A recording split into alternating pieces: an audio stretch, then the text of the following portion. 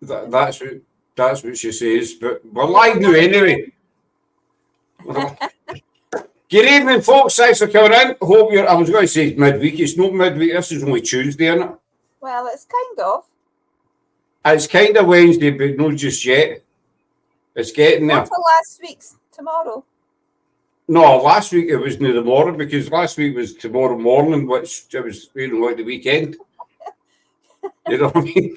Anyway, we're here with Phantom Seekers Paranormal. Now, Nichola was here, but her camera didn't want to work, so she went back out and she's, we think she's retrying. Hold on, she might be here. She might be here. Oh, aye, there she's there. I'm on my phone. She's on her phone. She's here now. Hi, Eileen. I don't know what's wrong. The picture just won't come up on the thing, so I'm going to have to apologise if you hear kids screaming in the background outside and my husband squealing with the football next door. I'm going to turn this volume up. Who's playing the football? Celtic. Oh, are they playing tonight? All right. Yeah. How are you, Jacqueline? We were just talking about you. We were. If it was all good stuff, Jack, it was all nice stuff, though. It was the anything bad. Promise. I'm not into it. So we'll get Eileen and we'll get Nichola down there. I'm not into football. It's you hoops. It's something. I mean, it's something I've never been able to get into and focus. I'm a big Formula One man. I love my Formula One Grand Prix. And his Facebook user, and obviously I'm originally from Glasgow, it's Rangers and Celtic and that, and my ex-brother-in-laws were all Rangers daft, all Rangers, and they used to say, how do you not like the football? How can you? I say, because it does nothing for me. And a couple of times I did make an effort, I would sit in with them in the house when the match was on, and they'd all be going nuts. I'd be, shouting at the TV and all the rest of it, and I'm just sitting there like, it just does nothing for me, And see, I started as I watched Celtic play Forest, a brilliant match, mowing the hoops. You know what I mean? This is maybe a paranormal show. Right, anybody? It's maybe a paranormal show. No, come on the hoops or Rangers, whatever. But no, it's something I can never get into. But I love my racing. I love my Grand Prix, and that's my passion. But anyway, welcome, ladies. Thank you. Thank you Welcome. for having us again. It's always my pleasure, dear. Always my pleasure. We have met Nichola in person a couple of times, but Eileen hasn't had the pleasure of meeting me yet. It's an experience, Eileen. Paul McStay. Who's Paul McStay? I'm going to look at it. Who's Paul McStay? You're bound to know the song. Don't know. Who's Paul McStay? I take he's a football player. He was, yeah. All right. He was. Right. Hi, Rigga. I hope you're Hi, Rigga. Well, sorry, Cammy. I was looking forward to tonight as well. Hope you're all well. Still got a bit of tickly cough, my man. I can't hear of that here, but for a man of my age, I'm bearing quite well. Oh, you're but a child. I remember, I tell people that all the time, I'm but a child. There's hi from my little button as well. Hi, Sarah. Hi, Sarah. And your wee... It's Tiami. Hello, Tiami. Tiami says hello. Hope I will be able to meet you in the Highlands or in the south for an investigation. C'est ma amie Laurence. Bonsoir. Elle est française. It's what? I think that was French. That's... Oh, did it? Oh, right. No, that's a lady from Highland Paranormal. She's French. Laurence. Laurent. Right. Liam's better half. Oh, Liam's the second. Liam's second half. What am I saying? That's because you were talking about football. Liam's better half. Yes. There's a lovely Laura and Gaffer Paul McStay used to play for Celtic, I think. Don't know why it appears face. I'm Lauren, partner of Liam, and member of it. If you go to see if I get this right or no, I probably got it right. If you go onto the post, it'll say at the bottom, grant StreamYard permission to use your name. I think it's blue or purple writing. And if you click on that, then your name should come up. I can say that. Bonsoir à tous.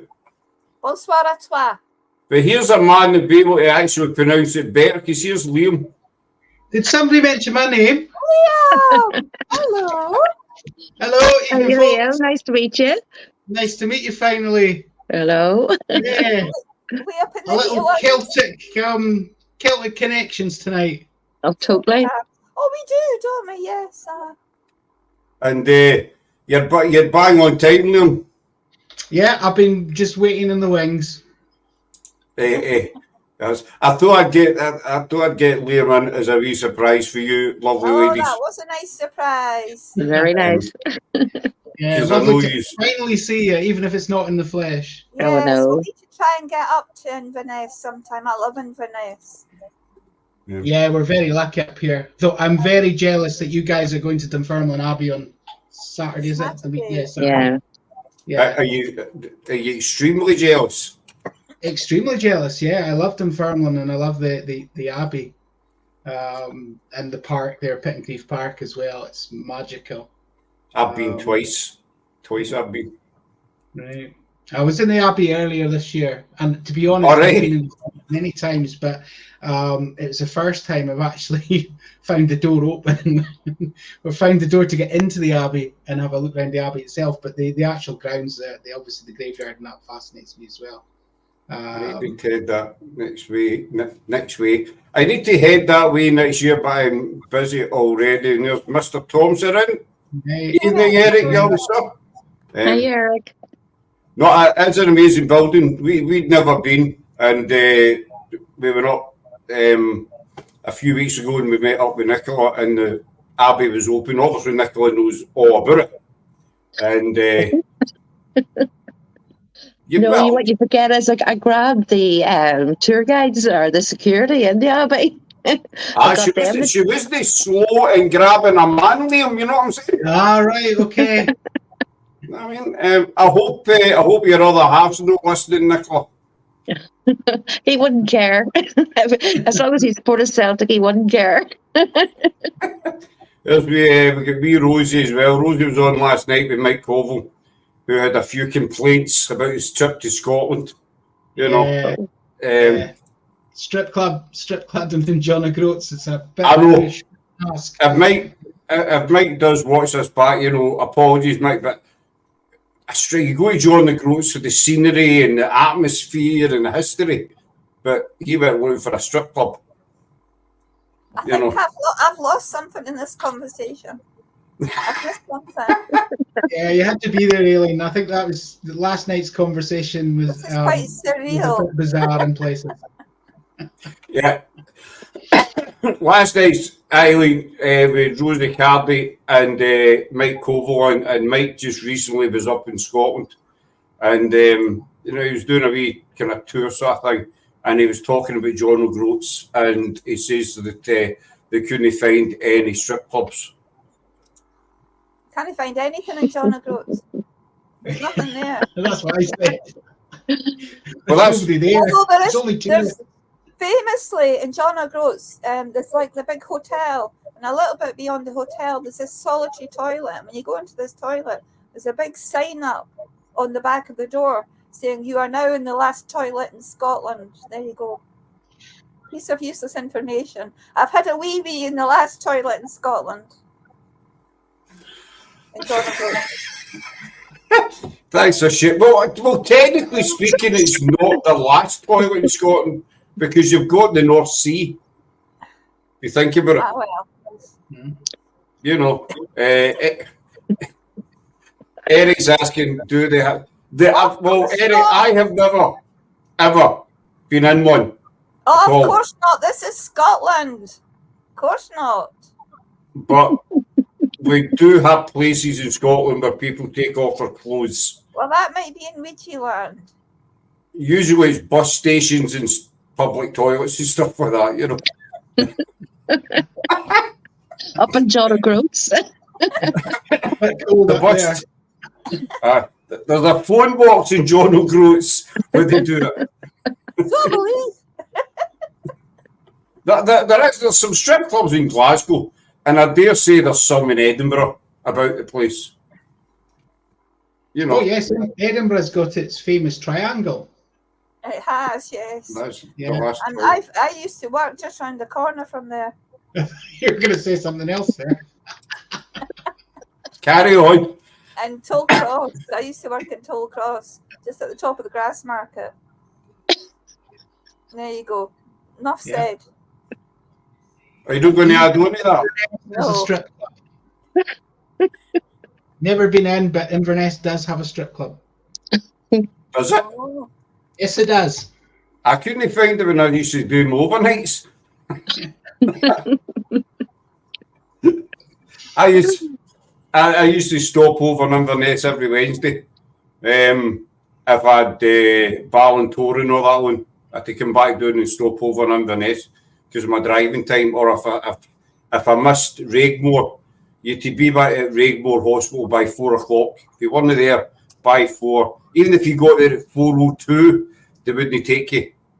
You know, so you had to go and find a wee B&B. And I spent quite a few nights in the B&Bs up at the back end beside the, I think it was old B&Q end, up, you know, that side there. And was there a strip club anywhere? Not one. Yeah. I didn't know if I'd do it myself. Nichola will be saying Hail Marys in a minute. We'll throw the holy water at you. Hey, David, long time no see. I don't know who Laura's talking about. David I'm Lang. not- I don't know. She's talking to somebody called David Lang. Oh no, David. Not David Lang, David Long. Time no see. David Law. David. Whoever David David. is. I was just about to see that retainer, but it doesn't. So, as you see tonight, folks, as in David Anderson. So, Ah. that's David, he's part of SPIG as well. Oh, right. Uh-huh. We don't have a topic tonight, guys, at all, as we did last night. Nice. Was that not a bit obvious? Nichola, seriously, is she coming on Saturday? Oh, my laptop's shaking with laughter.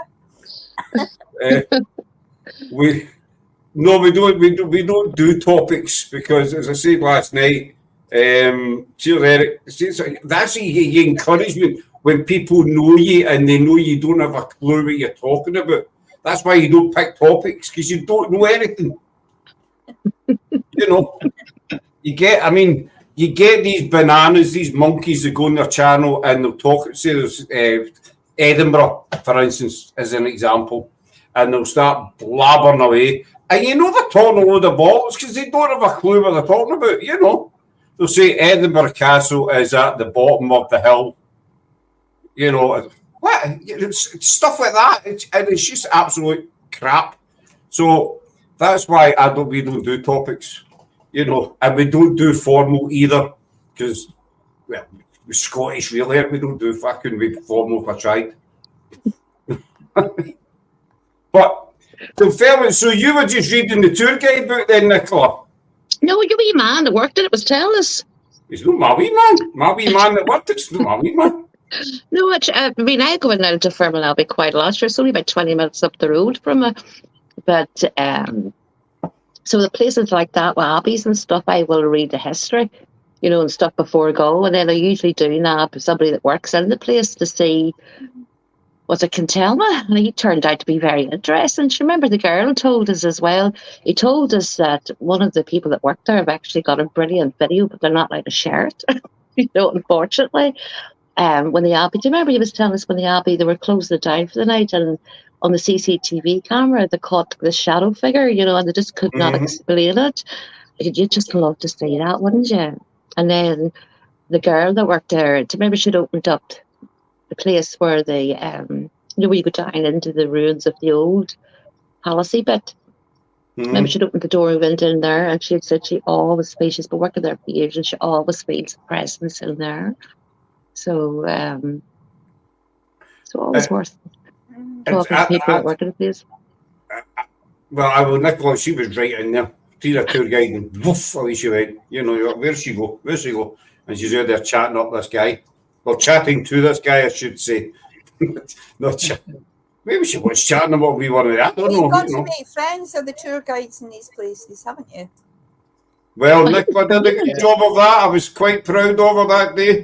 Good. But he was absolutely fascinating, so he was, you know, because he started telling us, I mean, he was, as soon as he started speaking, you knew rightly he was into the paranormal. It turned out he investigates quite a lot of places himself. And so we're hoping at some stage we might get something organised via him. I know, fingers crossed, because he'd worked for, I think, 6 or 7 years up in the museum, you know, one of the Scottish museums up in Edinburgh. I was like, what if we met him then? You know, just never knew. But we've got his contact details, so he said he would definitely, once he's more settled into the place, he'll see what he can do first. So it'll be really good to contact the hand. It is, but you know, that's what I find. You know, you get people that are out paranormal. You know, it's you can meet a lot of people by chance. You know, and you just bump into them and you start talking, and as soon as you mention the paranormal, oh, I'm right into that, and that's it. You know, That's right. you're off. I mean, there's two sides to that coin. Obviously, you get other people who say, you know, the paranormal, oh, that's all the crap. Yeah. You know, once you're dead, you're dead. You know, you're worm food and all the rest of it. It's quite surprising how many people, once they get a wee mention of it, have it. Like 2 weeks, I'm getting new windows on Monday, and the guy that came to measure up my windows, I don't know how the conversation came around, but he'd finished measuring up and doing everything he had to do. I think Tommy had mentioned something to him about paranormal, and I couldn't get rid of him. He was chatting away about paranormal. You know, he was there to measure up my windows, and I've got the doctor's surgery, and everybody that works in the bank on the page now, because Tommy goes everywhere with our calling cards, and everywhere he goes, he's thrusting cards at them saying, "Do you like the paranormal?" So I've got my doctors, I've got everybody that works, anybody watching from the Bank of Scotland, Musselburgh, you know, wherever we go. But it's quite incredible because I'm not terribly forthcoming with it because, like you, Scott, I've had the times when people have kind of gone really quite the other way. So I don't really like to mention it a great deal. But it's quite surprising that when you do mention it, how many people really do have an active interest in it. Hello, Mark. It's light up. And I think they can chat and whatnot. And I think you just said, you know, tour guides and folk that are working in these sites are really, you know, if you can get the enthusiastic ones on board, that's a big win. We've done a couple of sites this year where we've had folk who are really into the paranormal, and it makes such a huge difference. It does. You know. You don't feel like you have to be sly and snide as you're creeping around. No. Hiding your cameras and such like. I think Scott, I think we talked about this before. I mean, I've had the lectures from people about doing the devil's work. Aye. I know one of the people, the actual person started the group with me, she's no longer in the group, but she had somebody shouting in the street at her. You know? Really? Yeah. But a lot of people do, you know, as Eileen was saying, just by sheer chance, you know, she's got a doctor. And, well, it sounds like Eileen's get anybody with a pulse on her page, basically, you know. If she's in the street, there you go, like a bag, she's just throwing them about, you know. I mean, we moved house about 2 months ago, in our old house. We had to get it signed off by the housing inspector. So, you know, the housing inspector came out. She was a young lassie. And I had this set up. I had the logo up as well. And she went through room by room, checking the room, and she came in and she saw this. She says, "Oh, what's that?" I said, "It's a backdrop." And she said, "What do you do?" And she said, "I'm right into that. You're just right. I'm right into that." and she was talking to Eileen with dampness in the house a couple of months previous, and the guy that was in charge of, fixing it, he saw it, he says, what's it? I says, the part, I love all that kind of stuff. I'm going to join your group. And, but as you say, Liam, there are people, as soon as you mention the paranormal, you're a freak. Why would you want to get into a graveyard at 2 a.m? Say, well, Tesco's is shut, so I might as well go to a graveyard. It's right, Glo, when you see stories. I mean, I shared a thing today, and it was an established ghost hunting team, and they sold their story to the paper about going in and getting possessed in a graveyard and bringing an attachment home to their house, and their house is haunted. Now, you just sort of go, when you read that in the papers, that's enough, just to fuel people going, why do you do this? Bread and bringing stuff home. And that was Tracy Linden and John Linden's group. And was it them that done that? Was it not them? Was it not Conjure or something they call themselves? Actually, I seen the headline and I read the story, and the name of the team just completely lost me. But I just sort of went, that's, Yeah, I think the problem why as would well you send that story to a paper? You've been looking to get rid of whatever's in your house. The press, I mean, are just, as I call the gutter press, they just want to ridicule and point the finger at people and laugh. I mean, I got searched up, was it last year, by the Sun, called a paranormal expert and all that. And it was, I'd done an article that had been just a general article with a freelance journalist who sold it to the Sun. And the article itself, once you read it, wasn't too bad, but I was really upset at the time because it was like, I don't like getting called an expert because that's nonsense. And it just made me out to be, a total loony in places. And it's the same papers, Nichola. That's I think 2 different articles today posted by you. Well, I think both you guys, and it was the Mirror. The Mirror seems to be very keen, and whether it's Halloween as well, and that's time, and that's the reason there's more kicking about. But for a paranormal group to do that, it doesn't fill you full of confidence. It's not the sort of group you want to go and say, can you come in and look at what's going on in my house? I usually post those articles. Sometimes I'll write a smart comment at the top of them, but sometimes I post them to see if somebody would actually just come back and go, load of nonsense, what crap, so you can get a good debate going. But I mean, I've seen the other article about the dolls, and I just went, I'm not even going to go there because I wouldn't have been able to hold my tongue, so I just went, nah, I'm saying nothing. So it's quite good to get articles like that on your page, though, because they can open debate. Oh, but that's what you post them for, But you just sort of go, shake your head at some of them, But as you said, you don't know. Well, especially with the team one, you don't know the story that they actually said to the journalists, and then how the journalists actually swung it, And they could be as upset about the article, So you just don't know. It really is a silly stage now, and I've had a few rants about, people stating things. We never ever state it's paranormal because you can't. This is just my view. You cannot state something as paranormal because we'll never prove it 100%. But you can say, well, we can't explain it. This is what we call it, whether it's a voice or a photograph or whatever. See what you think. Have a look. See what you think. We can't explain it. It's when you get these people who say, right, this is a ghost, and that's an apparition, and that's Mary Queen of Scots saying that she lost her head, and do you know what I mean? And this is George Mackenzie, who's not happy, still stuck in Greyfriars and all that bollocks. And you think, seriously, do you know what I mean? And they put all the circles and the arrows in the pictures. Now, if any of you do that, then I apologise beforehand, but it grinds my gears, Here's a picture, and they've got 20 arrows pointing. Oh, there'll be circles. Aye, circles here. What do you see? So I can see a load of arrows and circles, but I can't see sod all else, To put the picture up. By all means, just put the picture up and say, can you see anything in this picture?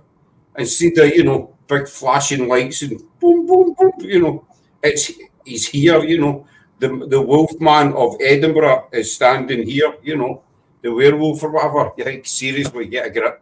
And then, you know, the demonic possession start. The demon, I do believe demons exist. You know, I'm not dissing demons. But demons exist in a, you know, probably in a dimension realm, whatever you want to call it. But it's these monkeys that come on and say, I've got 6 demons in my house and my life is hell. I mean, you know, and because my door opened on Tuesday night and there was no draft, and so that's demonic. Do you know, you ever came across folk like that? Their door will swing home, bang, it's a demon. Far too much bad telly. People are watching far too much bad paranormal programs on the telly. And the Kenzie story was made up by a tour company, has now become part of Scottish culture.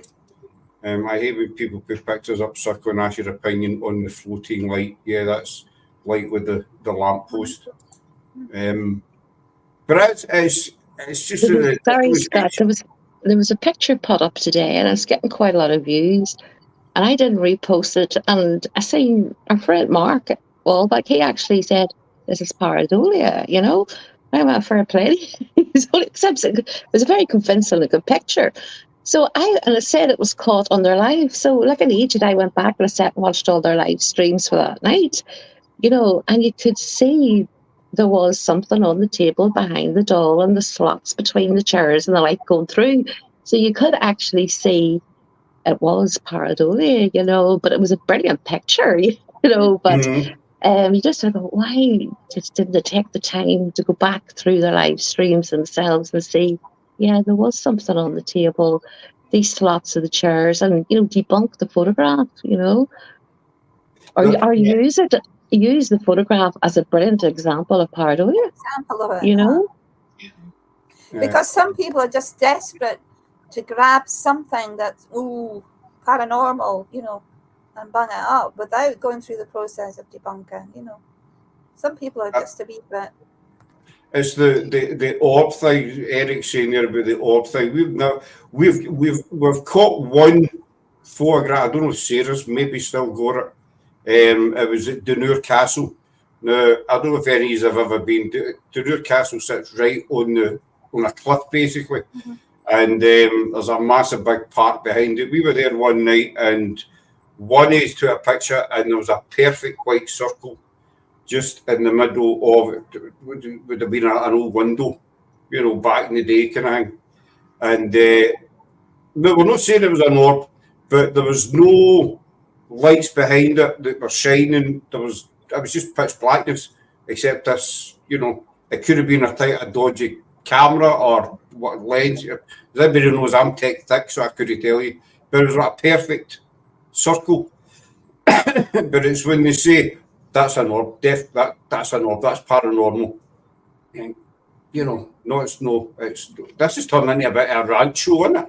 Started off with football. No, it's nothing but trouble. You know? Don't get me started on orbs. Don't get me started. Talking about orbs, I mean, it's a very emotive subject, isn't it? Yes. 99.999% of the time, it's either bugs, condensation, damp, camera fly, whatever, you know, things flying about. But if somebody's convinced they've seen an orb, then there's nothing you can say that'll convince them otherwise. So, no, you have to be extremely sensitive. You know, when people send things to you, or if you're doing a case where they've done it. I did a case with a gentleman who thought he had an attachment, and he was basically going around with his mobile phone camera with the light on, and he was just picking up dust and smoke and whatnot. And you know, we had to say to him, look, we can't see anything here. There's nothing here. We come and we investigate, we'll not find it. He didn't like it at all. No. It's the only time somebody got aggressive with us.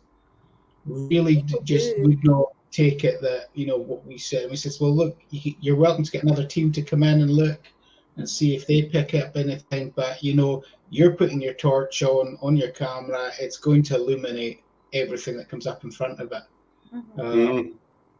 I think I don't get so many orb pictures now. I think maybe people realise don't send them to Grumpy. It makes Liam grumpy, so don't send orb pictures to him. I always say to people, if you see it with the naked eye, that's a different story. And I mean, I've been lucky enough, I've seen flashes of lights, you know, balls of lights flashing in front of me and things like that. But yeah, unfortunately, I don't think on camera really it's reliable. Unless you I've only seen something at Chillingham Castle actually, and it was green. It was a big floating green light, and there was no light source. It was actually, if you know Chillingham Castle, it was in what they call the Great Hall, and I was in on my own doing a lone vigil. Everybody else was in the chapel, and I was sat at the big table, and I saw the green light just go across the room. That's the only time. Yeah. I've said this on shows before. You know, we've done, as you use as well, done a few investigations. We've been out with SPIG as well, and you know, folks say, "Did you see that? Did you see that?" You know, there was one night we did the Dalkenham Castle, and it was 6 or 7 days. I've told this story before, so I'll make it quick. But they all seen this, what they described as a white mist kind of shape going by, you know, openings, and I was like, this, you know, but they didn't see it at the same time. We saw it at different times, and did you see it? And I never seen anything. I felt so left out, you know. And we did a location with SPIG. It was a building.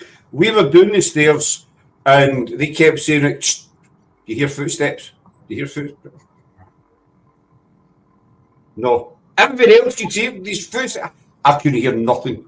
So I think it's, you know, there's something wrong with these spirits don't like me. No, I mean, I've been when I've been out with other teams, you know, in times gone by, but before I kind of got set up into it myself, really.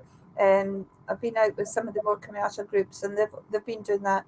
Can you hear those footsteps? No. Can you not? No. I think some people go in. I don't know what. They're expecting to see things. They want to hear things. They want to see things. So they're grasping at anything that they possibly can and making it something that it just isn't, you know. This location we've done with SPIG, they've done it quite a few times. We've done it, I think, 3 times. And it is a genuine location, you know, that we all different bits of evidence there, including this swinging door that's on their page. And that was amazing. There was one of these big, heavy swing doors, and we could not work out why this door. It was the old-fashioned latches, you know, you get the hook, and then you get the circle bit stuck to the wall. But this thing was latched in, and it was 4 times it came off the latch, and it happened on a live. We were doing a live investigation, and it sprung off this latch. And one of the guys who spoke works there, and he says, in all the time he's worked there, that door has never ever done that. But that night it happened 4 times, and so it is a genuine location. And some folk in your team heard the footsteps and all, but maybe I'm just deaf. No, but I think if you're out with paranormal investigators, if everybody there is an investigator and they're experienced, and they turn around and go, "Did they hear that?" You know, or they point up and go, "Shh," you know, they're not saying that. They're convinced that they've heard it. And if you're recording it, you know, a lot of the times you actually do pick up. You know, you mightn't have heard that night, Scott, but that didn't mean to say it wasn't captured on the audio. I still wouldn't hear it. No, I was deaf with a bus, you know. When it comes to kind of audio. So I take it you don't like orbs, Liam? No, I'm not. I'm not a fan, I'm afraid to say. And you know, I think we used to get lots of photos of orbs sent to us, and you know, I've been quite public in my opinion of orbs because of that, and just said, look, you know, we also posted articles that other groups have put up about orbs, you know, explaining what they are and whatnot. And I remember doing a case where it was a child's bedroom and they were getting loads of orbs in the room, and I actually went in and he says, but they're moving about, and I says, watch this, and I slammed my hand down on the bed while I was filming. This massive amount of orbs came up into the air and then started moving in one direction because they were getting the draft from the door. They then got to the radiator and then they would rise up and look back round. So, you know, and he was like, fine, yeah, totally get that now. So no, I'm not a fan of orbs. Yeah, feel free to send me something, Laura, and I'll happily have a look at it. I mean, I always look at them. If people send me things, I will always check them out. And sometimes I am scratching my head and going, "Ooh, don't know," you know. But I think I was actually doing a talk on Saturday night, and I was going through. I basically went through our 13 years worth of archives, and I was kind of chuckling to myself as some of the stuff that when I started out, I was putting down as paranormal. But now it's just like, no way would I, you know, I'm utterly ashamed that I ever thought that was, you know, I think we all learn, don't we? Every time we go out, we're learning. And I think that's the other side of it. You know, every time I go out on an investigation, I'm learning something new. And I'm learning off other folk as well, and other teams and individuals. So, but yeah, not orbs. I'm afraid I'm not a huge fan. And I know in the spiritual community, you know, a lot of people really do think, you know, orbs are the genuine thing. So you have to, as I said earlier, be respectful about it. The one and only time I ever thought I seen like a flash of light or anything was up in Ribbon Barracks, and then you were able to debunk it several months later. So I was But so excited. Yeah, but our guys got a light up there that they couldn't debunk. All right. But they didn't catch it on video, so they got told off by me for why weren't you filming?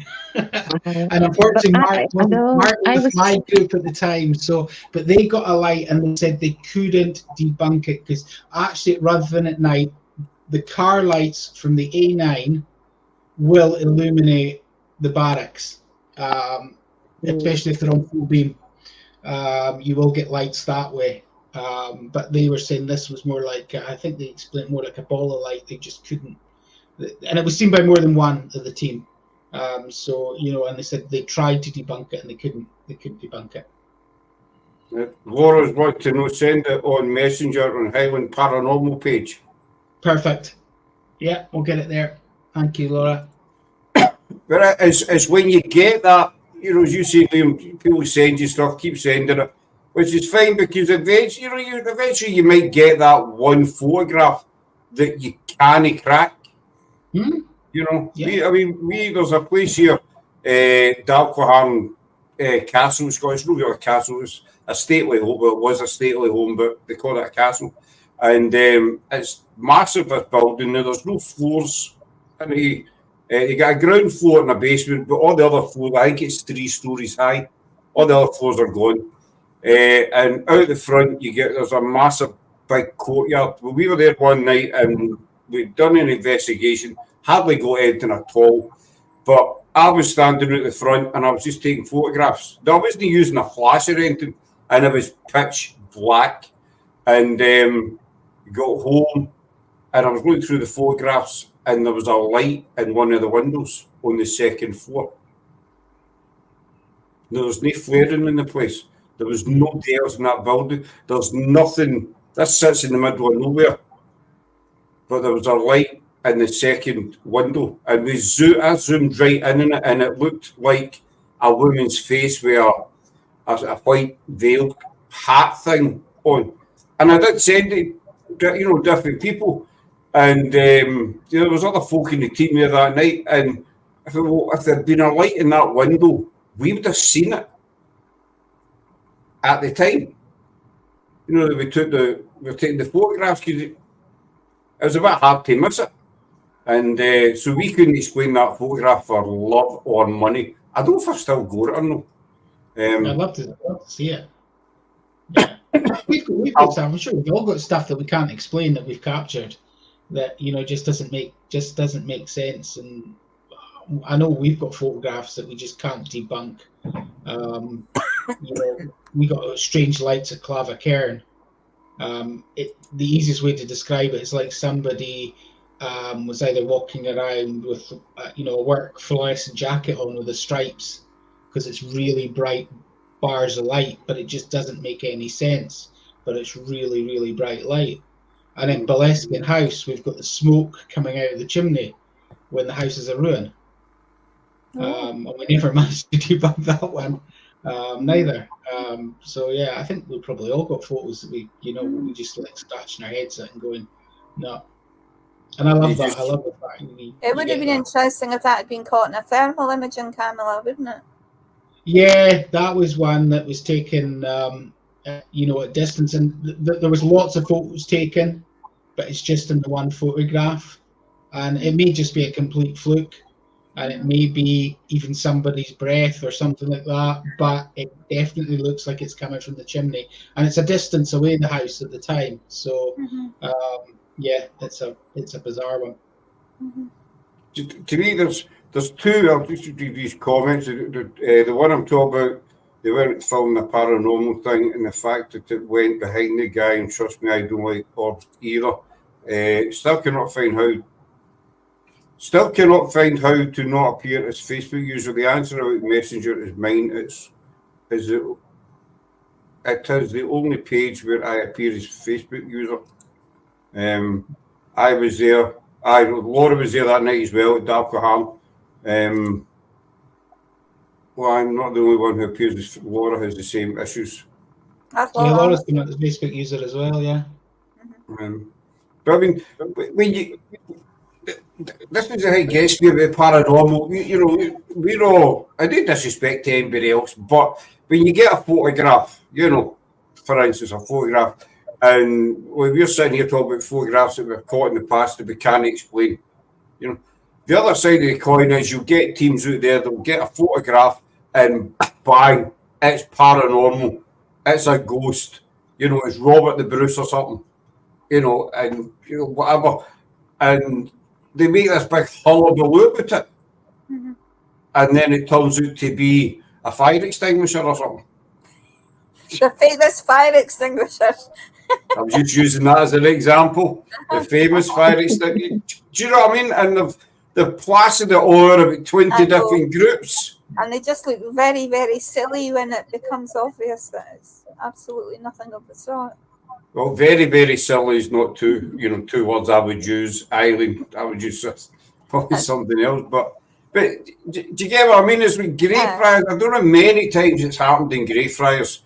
People are saying they've caught the image of George Mackenzie walking about Greyfriars at night time, doing his rounds. And there's no recorded evidence of George Mackenzie still roaming Grey. He is buried there, fair enough, but there's no evidence at all to say that he actually still roams there. Let's face it, I've spoke to Jamie Christopher about this as well. Why would you want to hang about a place where you condemned most of the Covenanters? You'd be off. You wouldn't hang about the Greyfriars where most of, a lot of them are buried. And but there's so many photographs out there, so many teams will say, we've caught the best one I've seen was only recently. It was a local team. I'm not going to name them, obviously. I'd love to, but I'm not going to. They were doing an old bath house, I think it was a bathhouse, and they put up on their page, it was a double set of doors, a wee square window near the door, and through the square window you could see a woman's head, basically, right? And they were saying, we cannot explain this. She wasn't there earlier on. We've caught a spirit here. If you look back on they've done it as a live. If you look back on the live, it's a wee woman with a ponytail and a torch. That's on the other side of the door. Now, I've never known a spirit to need a torch to wander about, but you can clearly see the ponytail, and the torch. And we don't know what we've caught.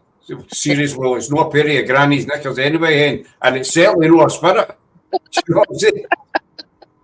That was like, was it the coronation where everybody was zooming in? It was like the hooded monk that was crossing across the bottom of the transept. Did you see that That's right. one? Yeah. I know what you're talking about, Eileen. Did that, I saw it. I remember seeing it, but I never learned the story behind it. It was one of the sort of ushers. I remember seeing the guy, whoever it was, walking across. Uh-huh. And I've never seen anything paranormal in Greyfriars in the 2 years I've lived in Edinburgh, and I went many times per week in the services once. There's nothing.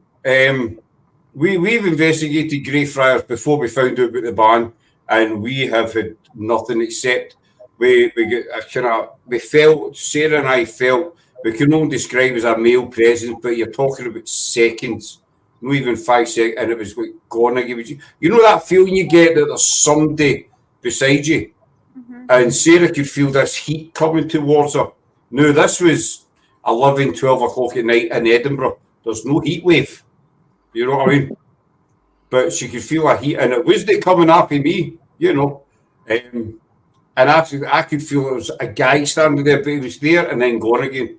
And that's it. We've had nothing in Edinburgh. Go ahead, Scott, name and shame. I'd love to, Eric, trust me, but I'm too much of a gentleman. Even Cliff, it's a pain. I always click with StreamYard, use your name, but I've got no idea why that's not coming up, because I cannot make. There's only one where I have this issue. So it was a Facebook thing. It must just be unsaid, But I wish folk could. I mean, how can people not just go out and investigate and see what happens?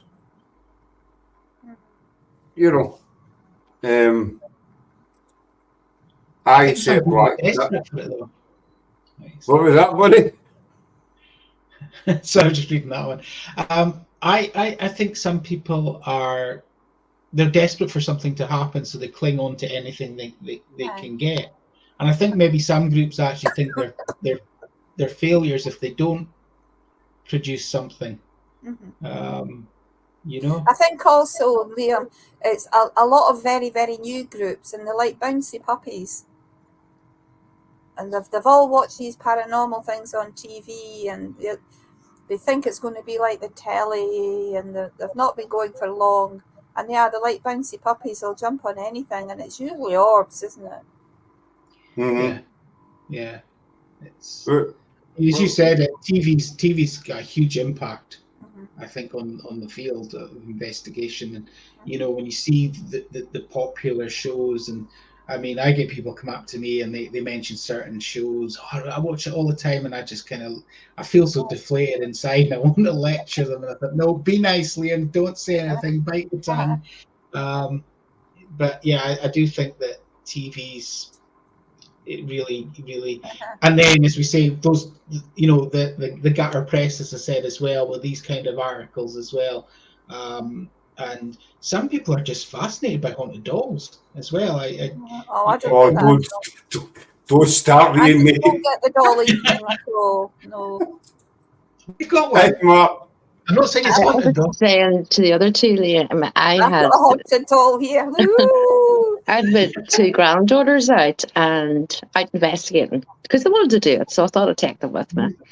I just took them down to Weems Caves the first time, and then out to St. Bridget's Kirk. But they were like, it was fascinating to listen to them, because my eldest granddaughter, she was, at one stage I was actually considering bringing her somewhere to get her closed down, because she was seeing a lot of stuff, and I was able to actually pinpoint, a lot of stuff she was saying was very, very accurate. But as the older she's got, she's starting to rationalise a lot of things now, and just closing herself down to protect herself. She told me, herself what she was doing. But the two of them had the debate. Now, you're talking about a 10-year-old and a 7-year-old talking about haunted dolls. So I was quite shocked. I was, well, where are you seeing this stuff about haunted dolls, YouTube? And I'm going, don't go watching YouTube, So that was really the reason I started taking them, because they're talking about YouTube and stuff. So anyway, the eldest granddaughter goes, don't believe in them. why would you put any part of you in an object? That doesn't make sense. And she was going on about when your energy, you can go anywhere. Why would you remain in an object, you know? And the other wee granddaughter was going, but I love some of my dollies that much that if I was, this is her words, if I was a wee girl and I was down with cancer, I wouldn't want to leave my doll. I might put some, and I'm sitting driving the car and listening to them, and I'm going, that is the debate that us adults have all the time. You know, if we're this energy and we're free and we can travel everywhere and anywhere we want, you know, really, why would you remain an inanimate object? But then you've got a child saying, well, one child going, no, and you have another child going, well, yeah, I wouldn't want to leave.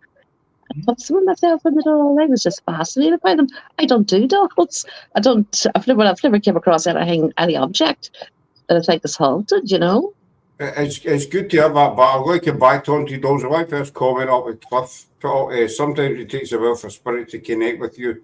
Have an open mind and respect spirit, then they might contact you. Don't give it. Cliff's hit it right on the head of the nail on the head, whatever the saying is. He's got it spot on. You know, there was a post put up in a group a couple of weeks ago. What advice would you give to any first timers going into an investigation? And I just typed in, don't expect anything. Yeah. Basic and simple. You know, go and don't expect anything to happen. If something does happen, it's a bonus, you know, but just don't expect anything. So just I saw that thingy. Flip it up. So really, you discuss here needs to be heard. It doesn't even the haunted doll thing. We're quite close with Charlie and Rock's Paranormal. They've had experience with haunted dolls. I'm not saying there isn't such a thing. There are documented cases, you know, around the world of certain dolls, objects, whatever you want, having attachments or whatever you want to call it. But what got me was, it must have been, I don't know, 6-7 months ago or on this year, there seemed to be a big upsurge on the haunted doll scene. Everybody was buying them, and they all had individual names, and the spirits that were inside them all drowned in the river, and they were all brother and sister, and you could get them in Amazon warehouse or eBay, you know, and they had pallets of the things, you know, but they were all the same name, Jeffrey and Georgina, and they were brother and sister, and she was always 11, and he was 12, and he jumped in to save them, the two of them drowned. And you think, people are actually buying these, and I watched one woman on Facebook, again, I'm not going to name, and she was sitting there with about 6 dolls all lined up. You know, it was like a princess's tea party sort of thing, they're all lined up. And she's like that, one of them, she's like that, this one's just waking up from her sleep cycle. I'm just going to wake her up. And she actually believed this crap. You know, and she was trying to wake this doll up. And you're thinking, oh my God, seriously. Do you know what I mean? It's out of hand. It's just it's laughable. I say, I'm not dissing the haunted doll thing, but some of them just... I would like to hear you if you were. It tickles me on eBay, though. If you go onto eBay and just ask haunted dolls, there's hundreds of them. Yeah. Haunted dolls for sale on eBay. Somebody's making a fortune. Yeah, we did a show with some of the other TAPS groups in England, and we did a haunted object show. So we went off and did some research on eBay and found that there is actually individual sellers who are selling maybe 20 to 30 of these dolls at one time. They've all got the most bizarre backstories, from being in, you know, a hidden lesbian affair, to basically, there was one that was an action, it wasn't even an Action Man, it was a cheap ripoff, and he was supposed to, you had him, your sex life was going to be bang on. Brilliant. Yeah. So, and that doll actually sold a couple of days after we did our live. So we have a little thing that it might be one of the ladies in England bought it. She's not admitting to it. Interesting to do follow up on that then. Aye. But yeah, seriously, I mean, you just look, and I always kind of think that, well, if you've got a house full of haunted dolls, should it not be like that scene in Ghostbusters where the roof is blowing off your house, you know, and all the spirits or energies leaving? Because if you've got, you know, that amount of haunted objects in your house, yeah, it's crazy. I actually thought that as well, William. about the Amazon warehouse. Now you imagine pallets full of haunted dolls sitting in the Amazon warehouse at night or during the day, whenever. But we'll say at night time. Nobody would work there. Do you imagine the energy there with all these haunted dolls, and they're all it's all the same doll, Yeah, there was a guy who, I can't remember who it was, and he did an experiment. He went to a charity shop, he bought a doll, he wrote a backstory, and he sold it on eBay, and he tripled or whatever the price. I saw that. Yeah. Well, And we could that's all what do they're that, Yeah, that's what they're doing. Let's face it. I can say I've got a thing here. I'm a big Elvis fan, right? And Sarah the wee one bought me that for it was my birthday last year. It's as you see, he's the man himself out there. And I mean, I could say, well, this is haunted, and I think it's the spirit of Elvis. And sell it on eBay. I'd be killing. This is haunted by Elvis. Yeah. Or I've got a haunted pen here. What would that? There would be some people that believed your pen was haunted. It's And like then- the divot boxes. Yeah, there were another one, that now the guys come out and said, look, I made all this up. Yet people are still buying them. It's just crazy. But it's all this crap that's giving the paranormal such a bad name. How can people know just be, well, obviously we're no normal. You know what I mean? That's who wants to be normal. But how can you know, I'll give you 500 for the pen. I'll take that. What about all these pens? What do you give me for these? I'll sell you one for 300, Mark. Eileen, this is Marshall Shop. There you go. We'll go on them. But I've got an actual ghost. That. I've got a candle. Does that count? Your very nice. Salted sauce. What about, all right, what about my fixie then? My choppers? Can I say guaranteed haunted? That's all you need to do these days. Guaranteed, 100% haunted. And this team in particular I was talking about, I don't know, they must have about 10 of them. And well, make up your mind which ones you want to talk to. You've got 10, and they were all brothers and sisters. So you do the math, you get 10 dolls up, but you'll be 20 spirits right there in the one. And we're going out to castles and graveyards and, everywhere, spending God knows how much money on different locations, looking for evidence of spirit. We didn't need to. We just had to go to Amazon. Job done. Money saved. And if you're an Amazon Prime customer, you get it cheaper. You'll get it next day as well. You get it the next day as well. Yeah. I believe anything you tell me. Shush about dancing. Lauren Scott has a video. I spoke about this last night. I don't know if you remember, Liam. Yeah, I think it was mentioned last night, wasn't it? Yes, we did. I'll first fill the ladies in. We had a wee soiree in here on Saturday. We had a baby. And we had music on the TV, and as you do. But we've got a living room, dining room, open plan sort of thing. And Laura, bless her heart, she went into this kitchen dining area of the house, and she was looking at her phone, and then she just started line dancing. She was in a wee bubble. Just started. Now, was it the song that was on the telly? It was a totally different song. But she's looking at her phone and she's looking at her feet. You know that way, 1, 2, kick, 1, 2, 3, up, squat, kick, or that kind of stuff. Do you know what I mean? And I have it on the phone. I was sitting on the couch with this. So I have that's what she's talking about. Certainly because of the small haunted guitar. But you could literally say anything is haunted. And sometimes I'll watch these things just to cheer myself up. Not that I'm unhappy You know, I'm not saying I'm unhappy, but you know, some nights you just want to watch crap that you know is a load of crap. You know. I don't And know what you speak. you want sorry though? I do not know of what you speak. You do not know why I speak when I said it Of before. what you speak. You do not. What? She's taking the piss. Sarcasm. She's posh. She is posh. She's from Musselburgh. I used to deliver in Musselburgh.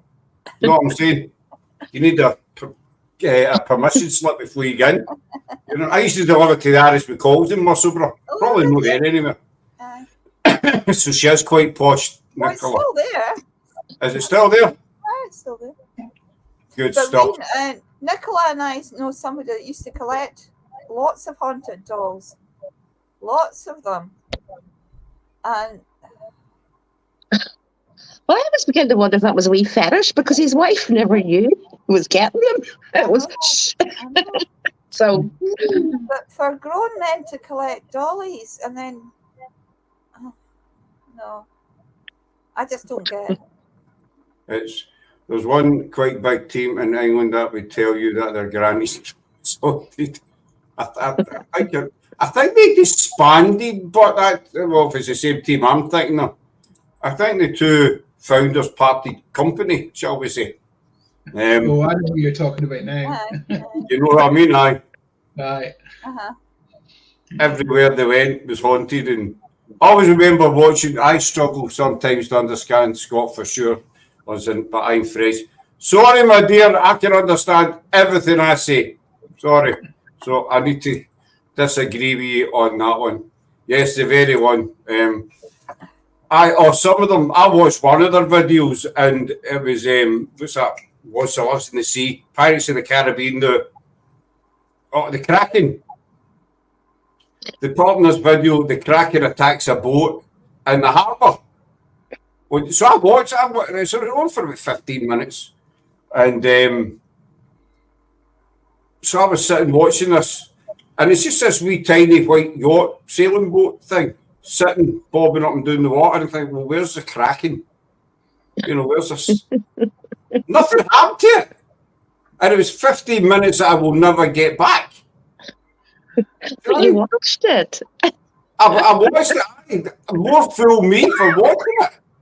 Not that I expected to see a Kraken, but maybe even a dolphin or something like that, a wee sea Klein or something. And they put up another one. They done an investigation. Oh, this was a long time ago. And they went to an abbey at night time. And as soon as they started, there was a black monk. And then he was gone. Right away, you know. As soon as the cat, did you see that monk? Did you see it? I saw him. He's away. And they went chasing him.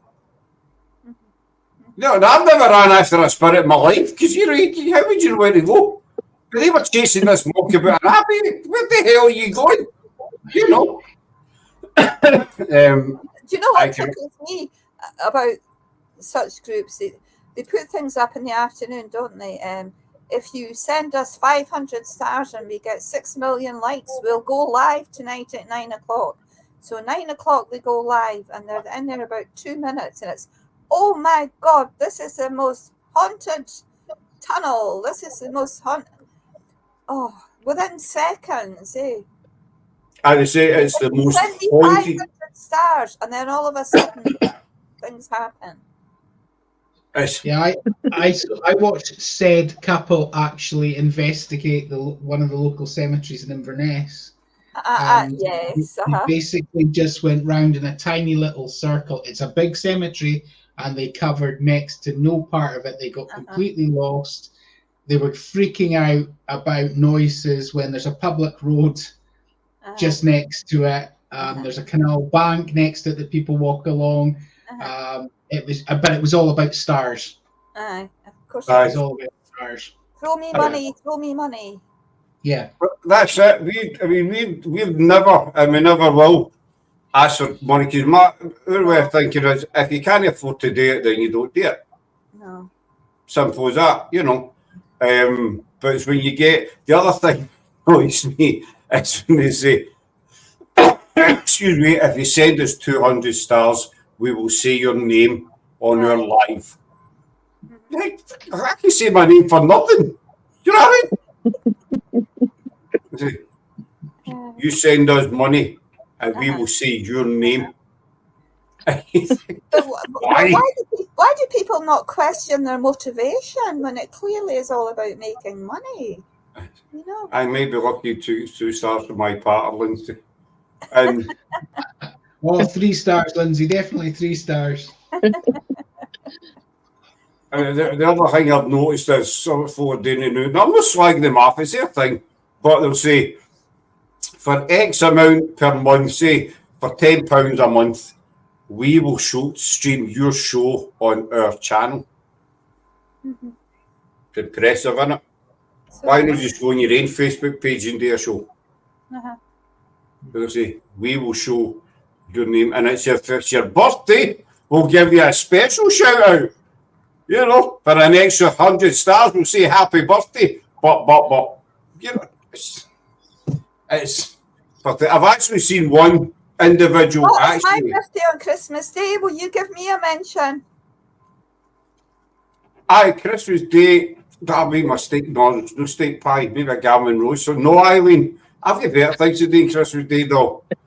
You know. Sorry about that, but maybe Boxing Day I'll jump on for 5 minutes to say happy birthday yesterday. Tomorrow, Eileen. Tomorrow, yesterday. Aye, something like that. Last week, you know what I mean? Go on Christmas Day and give me a happy birthday. I'll mail you. But do you know a lot of paranormal is turning into money these days? Oh, very much so. And I think once people maybe start out with good intentions, but they get that wee bit, don't they? And then they grab more and they want more and they want more of them. And then before you know it, they've lost direction completely and their motivation has changed completely. And it all becomes business. They suddenly become limited companies and it's all about buying and selling this and selling their products. And it's just...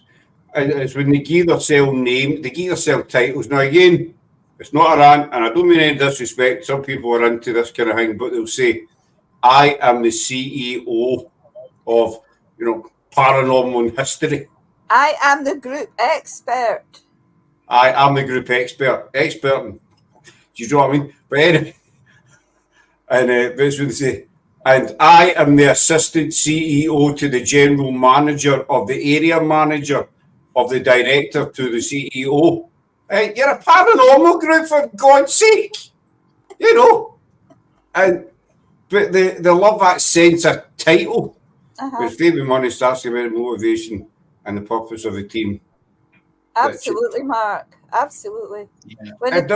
When you lose the passion for paranormal and how much money you're making and how many stars you're getting and how much merchandise you can sell and what profit margins you're going to make, when that enters any sort of equation, then it's just abandon all hope, ye who enter there, really, isn't it? Because it's just completely about money. It really is. I'm the CEO, not that's Eric. I've always said, you know, if Sky TV was to chat my door, you know, tomorrow, which would be a damn good thing because the Chinese delivery guy can't find out who, so Sky get a fat chance, but whatever, and says, right, we want you to do a 10-episode series, I would tell them no. Because it takes the TV takes the person, the passion out of it, because then you're working for the man, you're working to a schedule and you must provide. It's not just, I mean, we've turned down TV a couple of times because it was clear that we would have no control. They were even going to dictate who investigated. And, you know, we want I think one of them was, we want a female. We don't want a male, we want a female. Yeah. And I just said, look, if we've got no control over it at all, that means we're not going to investigate using our methods. We're going to be investigating the way you want us to investigate. Don't want to do it. So we said no. And I'm with you, Scott. I wouldn't do it. Do you know, I think one of the very few groups that carries off the media sort of thing very well, I think, is Phil Wyman's group. I think Phil Wyman, Are You Haunted People, they're quite good. It's, I mean, we've all done it, you know, we've all planned to go investigate. So, right, we'll go this Friday investigating, and then Friday comes, you think, kind of annoyed, you know, or it's raining, or you've had a crap week, or, you know, and it's just no, the enthusiasm's just no there. So you say, right, we'll leave it to next week. And, but if you're working for the, you know, TV company, whatever, you can't, you've got to get up and you've got to go, and that's when it turns in to a job. And, you know, we rejected 4 TV series because we had no control of saying how we would come across, plus they wanted us. That's the other thing, because if you don't produce the results, then you think, right, we need to do something here. And that's where you get your wee pal to go at the back and throw some stones at you. Aye. Cabbages or something, just throw some cabbages at you or something. People do that to me anyway, but you know what I mean? During an investigation. Fire up to your waist and pull you up the stairs. You see, when you're talking about fake and stuff, the sad thing is the Most Haunted is just been trashed, you know. But anyway, the time we're going to Jedburgh Jail is in 2 weeks' time with New Dawn and 18th, Nichola. Aye, well, the last time I was chatting, I was talking to caretaker that was there, and he happened to be there the night that Most Haunted did investigate that place, and he said that there was a pebble or something or stone that was through at them, and he said himself, he says he's so annoyed with them because he was there that night and he actually witnessed the stone. It did appear from nowhere. He says this was actually genuine, but because they've got such a fake name now, nobody actually believes it ever happened. So that can happen too. And you know, it did start off, I think, probably genuine. But as you said, money came into the picture. The bigger they got, then the need to have evidence. You know. But I mean, if a TV company's piling millions or thousands into a show, they want results. I could sell 10 twice when we were at Inverary. Recently, I was Lindsay. But I don't even, I mean, the pulling up the stairs with the rope, you know, and but there was I used to watch it. I bought all the DVDs, you know. We've all watched it. I used to watch it. We've all watched it, you know. If it sparks people's interest in paranormal, who's to say it's a bad thing? It gets people interested in it. It's when people use these type of shows like as their paranormal Bible, you know. The first thing I usually say to people, particularly newbies, it is not like the TV. Forget everything you've seen on the telly. It is not like the telly. And I really emphasize that to people all the time, you know, because people do tend to use the Likes of Most Haunted as a benchmark of, you know, for what it's going to be like. And it really isn't, as we know. I used to watch it, and then there was one. Then I used to watch it back and back. If I start faking, making claims, I can't absolutely, back up. Mark. Yes, absolutely. And your reputation. But you can always fake it and then make up a story, because that's quite popular at the minute. You can rewrite history. You know, you can totally. That's the show in itself, though, Nichola. You could totally rewrite history and make a brilliant story up. You know. I make up your own history. You've got a lot of people do that. It's been done. It's been done. I sit here and I bite my nails. I can't say anything. And I've sat and I've watched a ghost story start off genuine enough, you know, investigation. And as the years have went on, I'm going, where'd this come from? You know, and then I go away into the history and look up the stuff, and there's nothing there to back it up whatsoever. People didn't exist. No. You know, they did not exist. But I have seen their story been printed and been cited. Oh, this place is haunted by so and so. And I'm going, you know, this is totally fabricated. You know, I mean, if you do in the timelines and it's terrible. There was a channel done a show, I think earlier this year, and this is, we're going to tell the truth about Edinburgh. The haunted locations, and we're going to tell you all about them. So I never watched it because they're a couple of bollocks, two of them together. You know what I mean? All they need is a bag. But anyway, and so Jamie Kistorfin got in touch with me, and he says he's going to watch this show. This has been flagged up to me. So I watched it, and so he says, I want to do a show with you, and we'll set the record straight, basically. Because Jamie, obviously, he's based in Greyfriars, he spends a lot of his time there, and he's probably the foremost expert on the history in Edinburgh.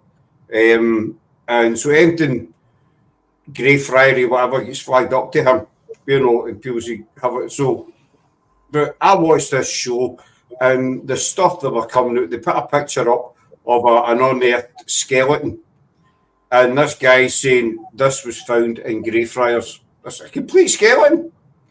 This was found in Greyfriars after a storm.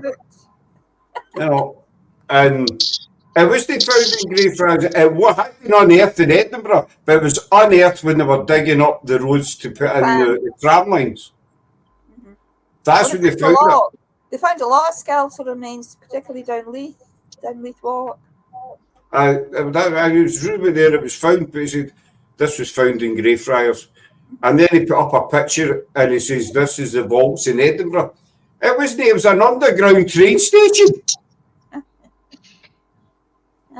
And I could go on all night with the stuff that we're talking about, 400-foot deep pits in the Edinburgh vaults that you used to throw you into if you were bad. Total crap. But folk were actually watching this saying, oh, wow, this is fascinating, loving this, blah, blah, blah. And it was all a load of nonsense. Well, nonsense. I'll be polite. Mark said a very good thing there. I mean, I agree with that, Mark, entirely. A lot of the shows, I watch them. I like everybody else, I do watch them. But I like to watch them for the locations. Like Mark says, they've got some really cool locations. So I like to, I'm never going to go there myself. So let's have a look at, that's why I watch them, to have a look at the locations. I guess it's measured in the level of belief. Exactly, if people don't know about these places, somebody will go on and they'll start telling us, and they believe it. It's not their fault. They're just believing what they're getting told. And we're not going to get it right 100%. I mean, we cover history. I just finished a big thing on Henry VIII and his 6 wives, and no doubt there's a certain percentage of that's wrong. But you write to the best of your knowledge, and you say people, that this might not be 100% accurate, but it's as best as I can get it. Folk can go and Google it or research it themselves. And that's the way I look at it. And as you say, going out in investigations, I think people appreciate it more if you go out in investigations and say, right, we've got nothing. We've been here 5 hours and we've got diddly. We just think, I think that's more appreciated than people saying, with the headless horseman running down that road 10 minutes ago, and, Robert Burns, he was there reciting a poem. We picked him up in an EVP and blah, blah, blah. What do you think, guys? Oh, exactly. Uh-huh. Yeah. You've got to be honest, haven't you? You can't hear a word anybody's saying. With yourself, more than anything. There's no point in getting into the paranormal and going out and doing things if you're not honest with yourself, Yeah, Nichola was away. Nichola having problems with the laptop again there. Yeah. But it doesn't mean there's no such thing, in my mind, there's no such thing as a bad investigator or a good investigator. Just because you go and you spend 4 hours in a castle and you get nothing, doesn't mean say you're a bad investigator, you never get anything. Mm-hmm. It just means that the spirits don't want to talk to you that night. Mm-hmm. Or there may not be any there. We're going out on Saturday. We could go out on Saturday and get zilch. Whereas when we were there the other week, Nichola, we got a couple of EVPs, remember? Yeah, I cleared them up the best I could, but it was just that noisy that day. But that was really interesting. Though I'm a bit skeptical about that. It's a ghost spirit talker. I've never used that one, and I'd said, well, I mean, I will use apps. I'll use anything that sort of entice communication, but I very rarely pay any attention. Even with apps, I'll go into where there's silence, and sort of see if that noise has caught anything. But the spirit talker one, I mean, that did quite impress me, and I said, well, if I was going to use that, I would make sure I didn't have access to a microphone. I couldn't listen, and, I've cut off access. So the way they say it listens and sort of spits out words about your location. And Sarah said, that's what you do. You will, you'll not have, you don't put your location on. So it's not as if, the app really knows where you are. But that was really interesting, and I think that's what sort of, and they were talking about, because Huey Chandler was there, she was just a wee doll. She was absolutely just so into it. And if you listened to some of the words they were talking about, they said "wee lassie," they said something about a wee doll moved. There was quite a lot of stuff that was quite pertinent, when she was actually sitting and chatting and stuff, So I find it really, really interesting. But she said we could go out and get nothing, but we'll get a good night's crack, which is, and we'll see a location totally in the dark, so. And that's exactly, you good. Some people say, oh, that was a bad investigation. That was a bad night. But to me, there's no such thing. Not unless you get absolutely drowned with the rain or something. You say, well, that wasn't very good. But even if you go out for 4 hours and you get nothing, you're out with your team, your friends, you're having a bit of a laugh and a joke, and you're doing what you're doing your hobby, you're doing what you love. It was just like last weekend. We went up to Aberfeldy. We were supposed to be investigating at Castle Mingus, and it took sort of 2.5, 3 hours to get there. We went through horrible conditions and weather to get there. And when we got there, we couldn't do it because you couldn't get near the place. Castle Mingus was completely surrounded. It was like it had a moat around it with water, and we just couldn't get in there, But it wasn't a wasted time because we met people and we had a chat and we had a blather and, As we did the Ivy House last year with Charlie Knox and another couple of people, and it's down at Warrington. So it was it's a good hike to come on down to Warrington. And I think it rained most of the way driving down. And we get very, very little evidence, but it was still a good experience to be in the Ivy House, and we were all together, and it turned out it was quite a good night, but we didn't come with bagfuls of evidence. Nothing. It's actually really, really nice sitting back and watching. It's great to see you investigate, Scott. It's actually great sitting back and not watching other teams investigate as well, and seeing their style, and you get tips. So you will. You do. You get me. Making me. We're running right behind you, writing me notes. And then you wash your hand and you wash it after you totally forget what you were writing down. You always hear surprise voices you can pick up. The team did not even play. You get a lot of that. You never hear it. I think part of the reason, I like your guys' opinion on this, obviously you record it, you go home and you hear all these different things as Cliff's saying. Part of the reason you don't hear it on the investigation is because you're too busy listening. Now, that'll sound daft, that'll sound stupid, but you're too busy listening. Does that make sense?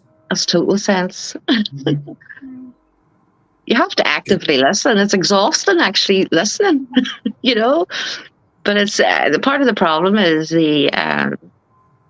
it's getting the quietness too, But I'm the worst as well. I mean, I need to tell you, I go, shh, or I'll go, I can't, and everybody then looks and go, fuck, Nichola's going to start, But and yet, no, I'll hear myself breathing, and you pick up everything, but actually listening, I mean, I'll take myself off on Saturday and I'll be sitting somewhere and I'll be with the recorder and I'll be recording the leaves rustling, I'll be recording I'll be recording gates, everything to try to get those background noises, so later on when we're listening through audio, I mean, I can wipe them all out, but listening is exhausting on an investigation.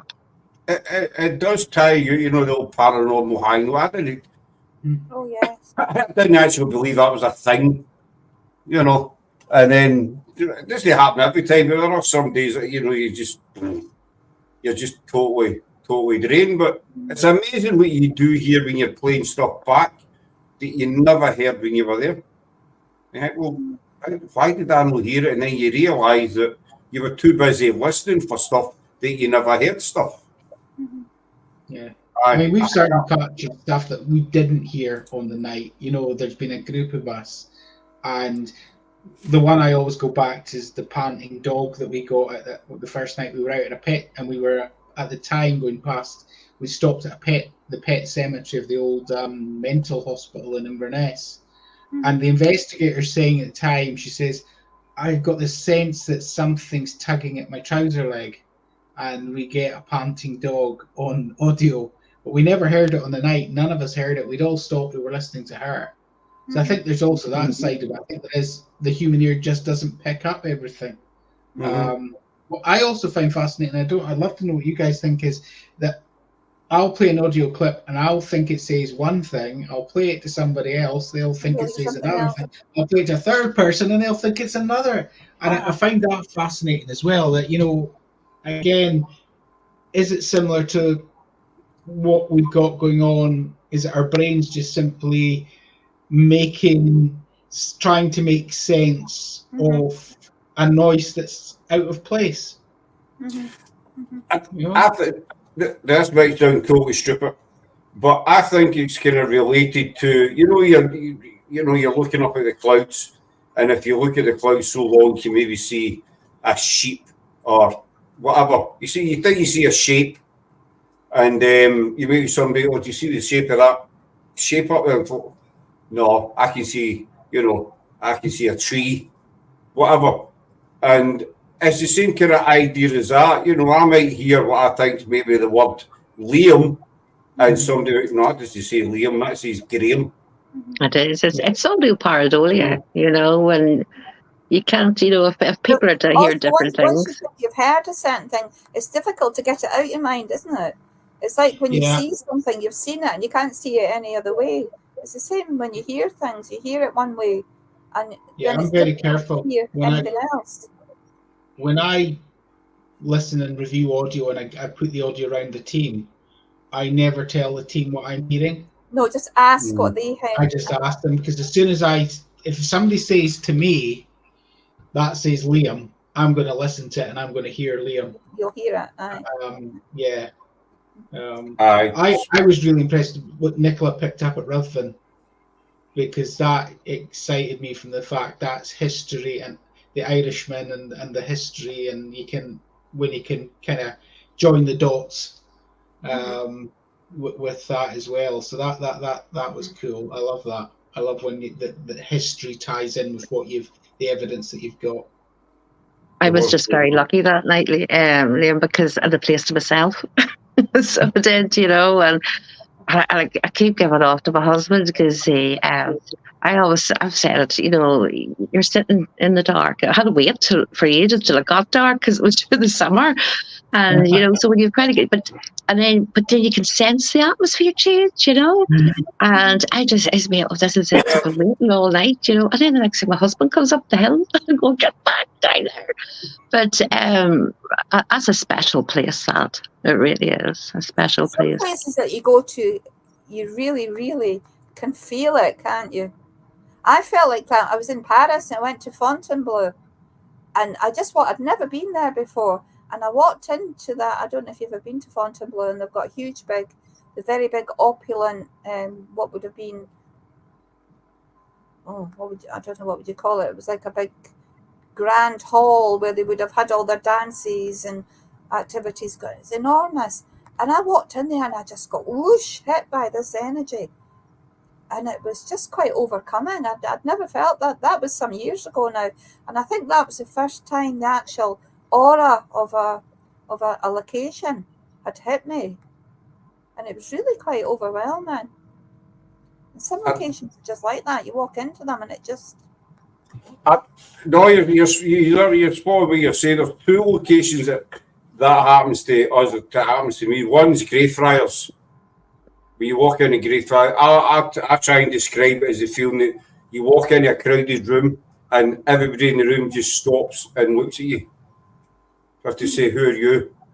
You know, that's the kind of feeling that I get when you walk in. If there's people all around you, and they just say, who's that? The other one's Loudon-Kirk. When you walk into Loudon-Kirk, you get kind of welcoming feeling. Even, you know, during the day, it doesn't matter night time, it doesn't matter what time you go out, it feels, you know, that there are spirits there. We know there's spirits there, but they're happy to see you. Got a haunted cat coming here. I have one place like that, and it's the court cave down at Weems Caves, and it's not the ghost story that everybody hears. And I have my own theories totally about it. I was telling Eileen about it there a few weeks ago, but I could go in there 4 or 5 times a week and there's nothing, because I'm only down visiting of people with me. And it's nearly as if I go in, it's like they know I'm going in to investigate, you know, and it's a completely different atmosphere. And there's one spot in that cave, and as soon as I put my one foot on that spot, that's it, you know. And I've seen me run out of that cave, even though this is a cave I can walk around with other people, walk in with kids, walk in not investigating. But if I go in with any equipment, there's been a few times I've actually walked out, and when I've listened to the audio, I've went, thank God I did leave. You know, but I've definitely my own theories. Told Eileen about it, but it's still too... I think I pick up the energy of a murderer, you know, that happened way back in the 1930s, but there is still family about, so I would never write that or publish, you know, I'd never do anything with it, but that place freaks me out when I go in to investigate it on my own. Do you think maybe it's because, that sounds stupid, but I think that's probably stupid, because they know that if you walk in with all your bits and pieces, they know what you're there for, and they don't want investigated, they just want people to visit them. Do you know what I mean? Yeah. So there's you know, there's Nichola, and she's got her bags. Maybe they look at that as, you know, it's like witchcraft, evil, whatever. And they think, look at your chat there last 2 weeks ago. Every time I put the recorder on, the audio, nothing came through the audio of your app. And as soon as I turned that my recorder, because your Tiana told me to start, she said, maybe they don't want you recording them. And as soon as I switched that recorder off, there was things really intelligent and, you know, related to the abbey and stuff that was happening came through. So that happened twice. You see, I do think that spirit can, because when we did Caldwell, the first investigation we did at Caldwell, we had a locked off camera sitting in the corner, and there was about 6 or 7 of us, and we just turned the camera on and left it running. And I was recording on my phone as well, and you can see on my phone, you can see the camera sitting in the corner, nobody near it. So the next day, I went to look at the footage, and it cut off after about 6.5, 7 minutes. It just switched off, the camera switched off, and the battery wasn't dead. You know, the battery was still had life in it. And Sarah says, "Are you sure you press record?" I says, "Aye, because it records for that 6, 7 minutes." And then I started thinking back, and I said, well, it was because it was quite an eventful investigation. Well, everyone was there, but I started thinking, but it was after roughly about the 7 or 8 minute mark that we started to get activity. So is it possible that they knew, you know, what that was, and say, we don't want to be on camera or whatever you want to call it, we're going to switch that off and then we'll do something? People might think that's absurd, but who's to say that that's no the way that spirit thinks? Well, I actually, I was joking. Somebody said, do you know that wee name that goes around, if you were a ghost, what type of ghost would you be? And I would vindictive. I would go and haunt people, but I would make sure they never got me on camera. So that would make sense to me. Yeah, I think I've said before, Scott, I think nearly everything that I've seen, I've never seen anything when I've actually been filming. The one I always say on my ghost walk, because it happened in the graveyard during lockdown, I was in the old High Church, finished off, stopped filming, 12 o'clock Saturday afternoon, nobody about because it's lockdown, and I see a head, corner of the eye, something peering around the corner of the church. Now, I thought it was a Jakey because the Jakeys like to go around the back of the church. As I looked round to see what was looking at me, this object flew across the graveyard and just vanished in thin air. It was just a shape, but when it was looking around the corner, it looked like a human head peeking around the corner.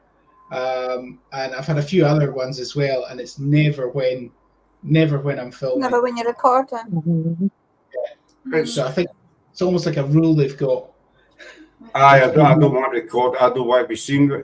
It's when you get those. I mean, as we were saying earlier on, everybody thinks, for it to be paranormal, it has to be something major that happens for an investigation, and it doesn't. It can be the slight. I've said this to many people. It can be the slightest thing that happens, that you just can't explain.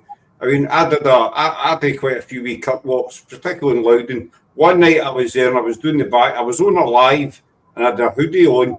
And I was there myself. It was pitch black and I felt two distinct short tugs on my left sleeve at my elbow. It's 1, 2. There was nobody there. But I know I felt, because I looked down, and I know I felt these two tugs. And we have picked up on a little girl there who likes to run around. So was that her that did that? We're convinced her name's Lisa. Was that Lisa that tugged my shoes, used to say, "Look, I'm here."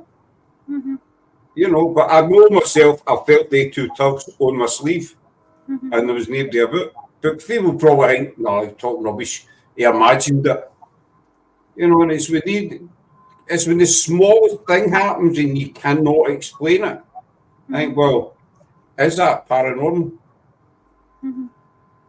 We're going back. We're going back to Jabber, and I'm sitting, and I'll have a phone sitting totally blank, waiting for you, Eileen.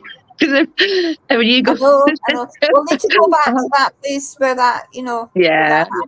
I have to put viewer discretion on it. It's like that joke you put up. I don't care if you're my friend. If anything happens to you, I'm filming you. Oh, aye. Oh yeah, I know that. But I actually did. I seem to be targeted. We go out on these investigations, and I quite often I seem to be. I take like terrible coughing fits. I feel that something's grabbing me, and Nichola's right in there right away, and invariably there's some sort of EVP or something behind it, and it's the best was your poor Tommy was going, Eileen, do you want to go out? And I'm going, leave her alone, keep her here. The whole audio was hilarious, Eileen. The whole audio was actually hilarious. Tommy's trying to get you, hey, Eileen, get out. I go, no, leave her. So is this going to be trouble on Saturday, Eileen? Oh, probably. Is Nichola going to be trouble on Saturday? Oh, no, I'm the quiet one. I speak when I need to speak. That's usually going, shh. Right. It's happened quite a lot, hasn't it? But apparently, what was that EVP you picked up at Torwood some time ago? But she is a murderer. Remember that night? I'm a murderer. Was that in Torwood? Yeah, it was. Was it? I thought it was one of the times that you could there was one of the places we'd been, and And it was, and the thing about it is, I now prefer using shortwave frequency, and that's just to cut back on possible radio bleed, and so it's quite hard to hear really on the night what's coming through. But when you pull out, when you put that through and put the noise reduction through it, if there's voices there, it's there. And yeah, and it wasn't it a Jebber Jail that came through, and it was because you were his wife and you had murdered his sons. Oh, that's right. That's right. Which tied in lovely, because you had did a past life regression. Who was that with? Robbie. You did a past life regression, and this man came up then, but it came through the audio on this shortwave radio. That seems to be a recurring thing, doesn't it? With me, I seem to have I wouldn't call it an attachment, but a lot of places that we go to, I've got this sort of spirit that keeps coming through, saying that he was my 17th century husband. And over the years, I'm getting little bits added on, and it turns out that I'm actually the wife of this 17th century chappie, and I happened to murder 2 of his brothers or sons. I mind you telling me that. On and on every time he comes through. But he's come through to me. It first happened in Jedburgh, strangely. That's when I first made contact.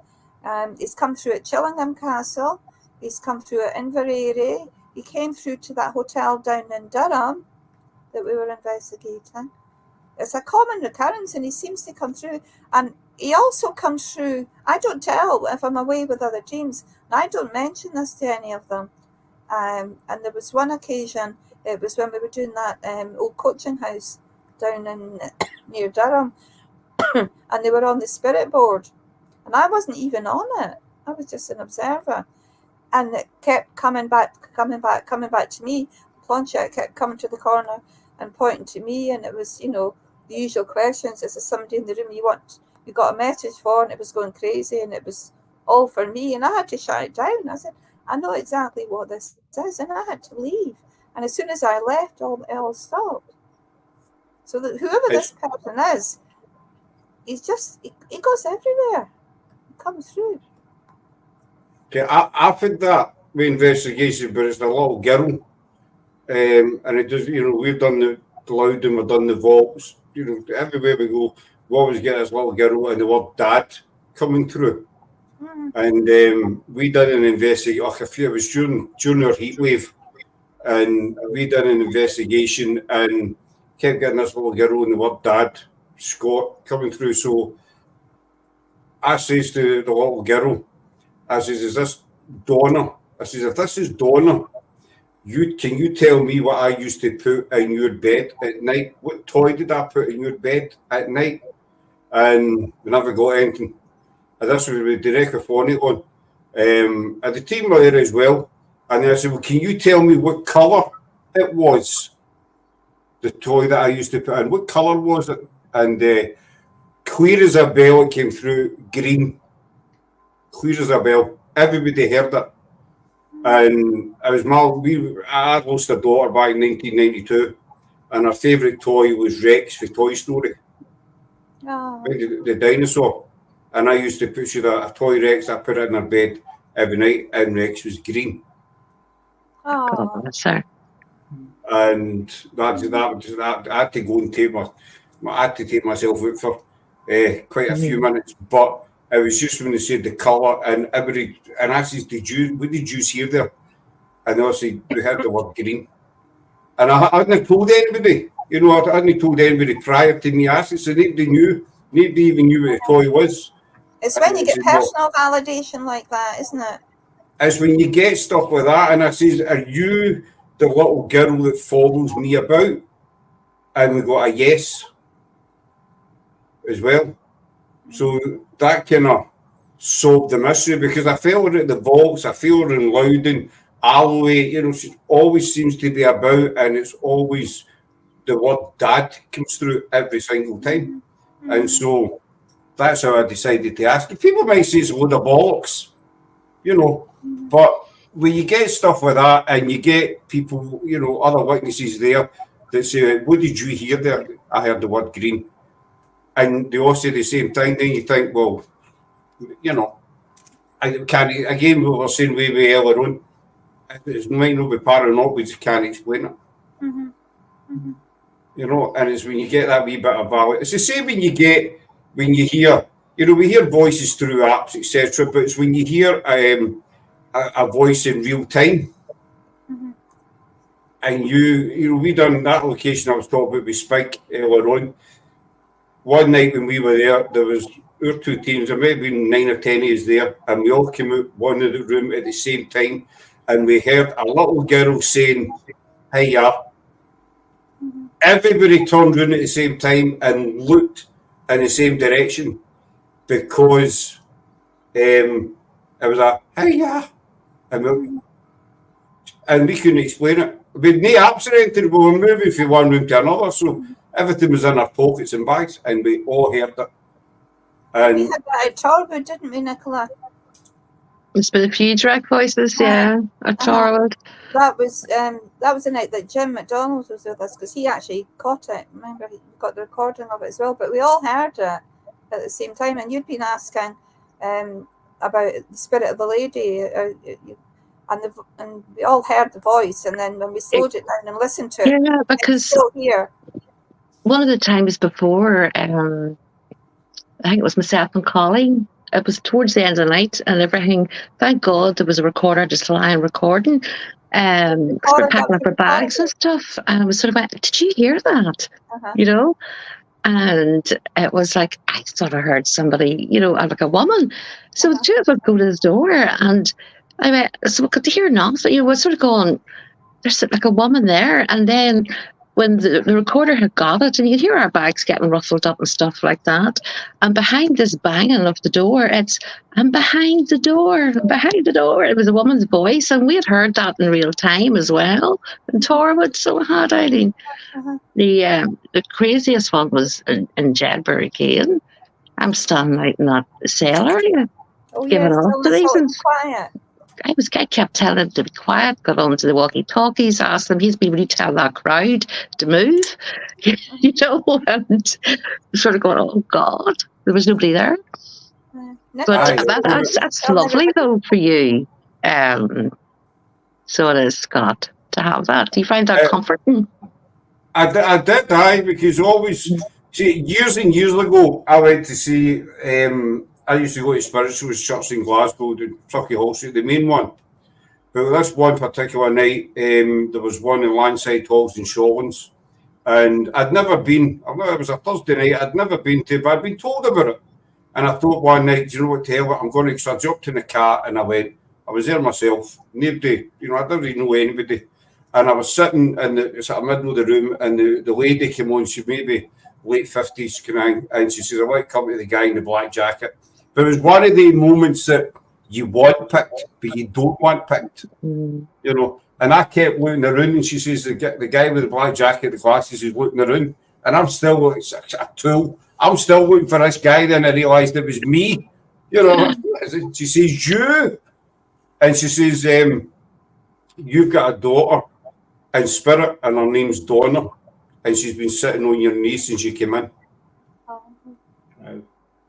No, I couldn't expect that. You know, it's that just blew me away, because nobody in that room knew me at all. She told me things about my ex-girlfriend, my dad, and my gran as well. Didn't even could know. But it was the first thing she said. She says her name's Donna, and she's been sitting on your knee since you came in. And I went home and told her, my ex-wife knew, obviously, and I told her, and she didn't believe me. I said, well, you explain it to me, because you know, you must have met this woman before. I said, I've never met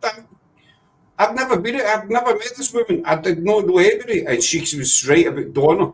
And I've got a wee D tattooed in my hand, stands for Donna. Lovely. And so that kind of made me believe that she was still, you know, running about. There's going to be something to this. And then to get that validation, and it was just with sheer chance. We were getting, you know, we could feel the wee girl again, and say, Laura, she was there, and she can back up what I've said. And then I'm going to ask, is this Donna? Because I think Laura and Sarah and that says to me a couple of times, maybe it's Donna. And you know, you want to believe it, but you think, oh, no, I don't want to ask, but they want to ask. Mhm. And I thought, you know, to hell with it, I'm going to ask. And then we got that validation. So it was quite, you know, it's quite comforting to know that she's still kicking about somewhere. Mhm. And she's always going to be there till whenever the time comes that we meet up again. Mm. You know, I think whenever that's lovely. Really do think that's lovely. it's it makes it worthwhile. But do you know what I mean? It makes it all worthwhile. But I think we'll wind up there, folks, because we're heading towards the 2-hour mark. Well, so yeah. Right. Time always flies with you, Scott. I know, dog. Thanks very much for that. So where I'll hold on these after we come off, obviously. So where can people find you? Put your pages, you know, publicise yourselves. Right. Who wants to Well, go you can find Phantom Seekers Paranormal. Whispering Souls Paranormal. Island Paranormal. I always get it mixed up, by the way, ladies. Especially with you, Nichola. I always see Phantom Seekers. I don't know why. Well, Nichola's part of Phantom Seekers too. I know, but then whenever I say Phantom Seekers, she'll correct me. She say, "No, I'm Whispering Souls." I'm Whispering Souls. So you I'm feel like a kinda- will of a wisp, but you know. So you feel like the teacher getting you into trouble. Do you know what I mean? oh, you'll find So- out the Saturday night if you talk too much, Scott. I don't talk too I'll much. give him the look, Eileen. I don't talk too much. I'll just go and I'll just go and sit in the car in a huff. I'll go sit in the boot or something. So you Whispering Souls Paranormal, Phantom Seekers Paranormal, and Highland Paranormal. Sorry, he's doing there. Yeah, you got it right. That's a first. I'm usually going in the loft or something. Usually up in the attic. But we're going to wind it up there, folks. We'll be live. Hope to be live on Saturday night at Dunfermline Cathedral with these two lovely ladies. And Liam can watch because he's very jealous. Well, so he said earlier on. He was very, very jealous. And Yeah. that's we'll wind up. I'm on tomorrow night with Matt Barron, the paranormal consultant, on his channel at 8 o'clock our time. What time it is over there? Where he is in America, I don't have a clue. But I know it's 8 o'clock your time. God save America tomorrow night. Oh, They'll need That's the the thing. subtitles. They'll have I mean, the the- subtitles up. But if you actually read the subtitles for Scott are hilarious. That's what Mark was saying earlier. He had the subtitles up watching it in New Zealand. And what the subtitles and what we were saying were just not the same. they don't match, do they? But it's a time difference. We've got a team in Oregon, and we've now got a team in Australia. And so obviously, America's a different time frame for Australia, but America's a different, each part's a different time frame, same as Australia is, and their clocks just went forward, I think. No, Jennifer's, our American team, they go forward this weekend. You see, it just drives you nuts at times. They went back actually, Scott, not forward. That's what? They went back. No, in America. Oh, No, America went. He says in America they're going forward. It's spring forward, fall back, isn't it? That's right. It might be the same in America as well, I don't know. I'll need to find out about that one. But anyway, so I don't know what time it'll be in America, but it's 8 o'clock out here. That's how that started, wasn't it? But I promise Nichola, I'll not talk too much on Saturday. I'd probably talk with egg off you anyway. So, well, There's Eric. That's it settled now. America Eric, went Mr. back Thompson. as well. America. So everybody falls back. They And went back. then I thought they did. They went back on the 5th of November. We went back the week before. everybody falls back in August. Cheers now for that, Eric, my man. So we're going to say good night, folks. And don't forget, Thursday night we're doing our What If video live with Perry G. Morgan. She'll be on. We'll be asking some interesting questions about history. So thanks to these guys here, guy and ladies, for coming on, and thanks everybody for your comments and for watching. And we'll talk to you again soon. Take care. Bye. Bye.